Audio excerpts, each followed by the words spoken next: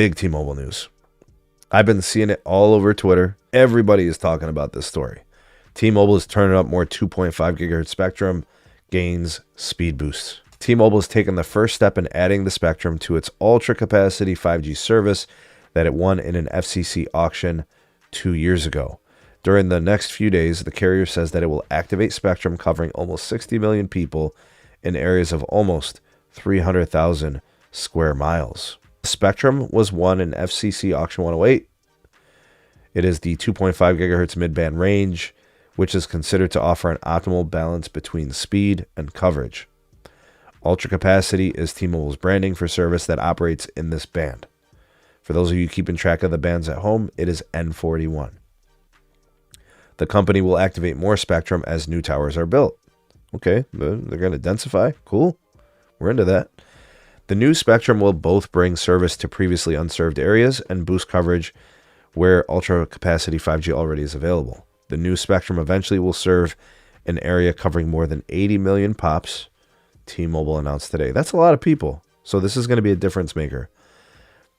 Thanks to years of planning, T-Mobile is ready to put the spectrum to use right now for millions of our customers, delivering game-changing ultra-capacity 5G to more people and increasing speed and performance for others, according to T-Mobile CEO Mike Sievert in their press release. The spectrum auction was conducted in 2022. T-Mobile invested $304 million in the auction, obtaining over 7,000 county-based licenses in these white space areas, majority of which are in rural. T-Mobile said that it has licenses in every U.S. county now. All right, guys. So what exactly is going to be the outcome? What does this do for you? What does it do for me? What does it do for the people in these places? The way the article makes it sound is that people are going to have new coverage. Not exactly.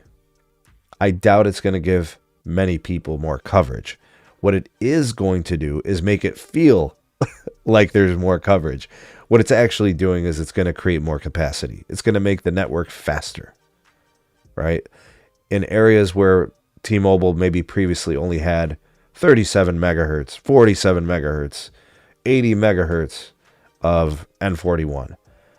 Now they'll have 120, 160, 180, right? They'll get a boost. They'll get more spectrum.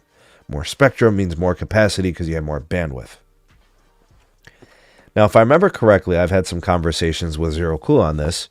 In some instances, when you widen the channels and the bandwidth gets wider, you get more bandwidth, you could turn up power on some of these channels. So that's, I suppose, could help with the reach a little bit. In my opinion, I think it's just going to be a quality of signal improvement. So like I said, it might feel like the coverage is improving, but really it's going to be the quality of the connection that's improving, and you're getting more speed. To follow up, who is going to benefit? The folks that are using their mobile lines, their wireless service, they'll benefit because these tower sites will be less prone to congestion, right? So that's the first benefit, is the redundancy, right? It's going to be a more resilient network that's, more apt to be able to serve more folks. Another thing that it's going to do is it's going to support fixed wireless access. That's probably the biggest thing that T-Mobile wanted this for. The fact that now you can open up your tower sites, your sectors, to additional usage on the network from the T-Mobile 5G home internet. To add more customers to the fixed wireless access service, the 5G home internet, so T-Mobile can, add, 10 folks onto this sector, 5 folks onto this sector, and, they'll be able to monetize their network. And if you're selling people on 5G home internet, you're selling them on wireless service. It's that whole convergence thing. It really is a win-win situation for everybody. Think about this, right? T-Mobile wins because they can sell more services and improve their ARPA, average revenue per account. And then for the people of these areas that have been getting railroaded by cable companies and satellite providers, now they got a new competitor who can come in and probably give them a better deal and possibly even a better service. It's possible that the T-Mobile 5G home internet might be better than a DSL connection. It's possible that it could be better than a crappy cable company. Those things are real. Yep. And Pete's mentioning Less white space means it can broadcast further. Yeah, cleaner signals. We like those. They run the power for the neighboring cell sites with the white space.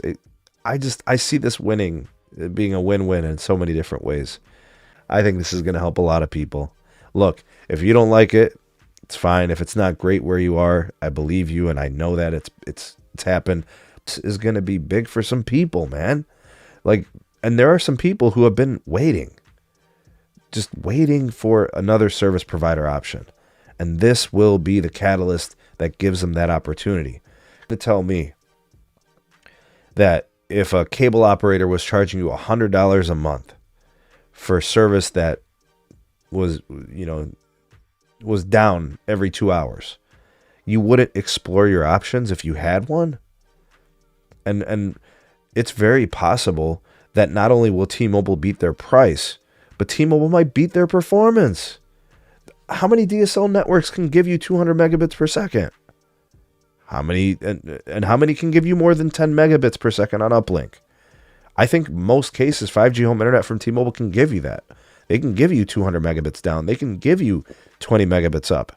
By the way, the new gateways from T-Mobile support antennas, right? So it may even help to improve your signal. So now you got extra bandwidth. You got an improved gateway. A lot of good things happening there, And don't forget, folks, this will be kind of like the last piece, and I'll close off with this. Not only is T-Mobile doing this, right, getting the additional white space licenses of the 2.5 from Spectrum Auction 108, but they're also moving LT spectrum over to 5G NR. That's great. That's awesome, because that adds to the NR channel aggregation and improving speeds as well. And, let's be honest, man, the LT network for T-Mobile hasn't always been the greatest. So maybe the move to 5G is just a much better move, right? So here's what happened in my market. There are no white space licenses in Cuyahoga County for them to get, right? So that's, for those of you that don't know, that's the name of the county in which Cleveland resides. They just moved the last 40 megahertz of LT band 41 over to 5G N41. So we went from 140 megahertz to 180. So now it used to be a 100 megahertz channel plus a 40. Now it's a 100 megahertz channel plus an 80. And then they're also doing 20 megahertz of N25, 15 megahertz of N71, right? So I got all this bandwidth on NR now. My Samsung Galaxy S24 does 4-channel aggregation on the T-Mobile network. So I'm connecting to 180, 200, 215 megahertz of bandwidth. You put that on a 10 gig fiber circuit, you are cooking with gas.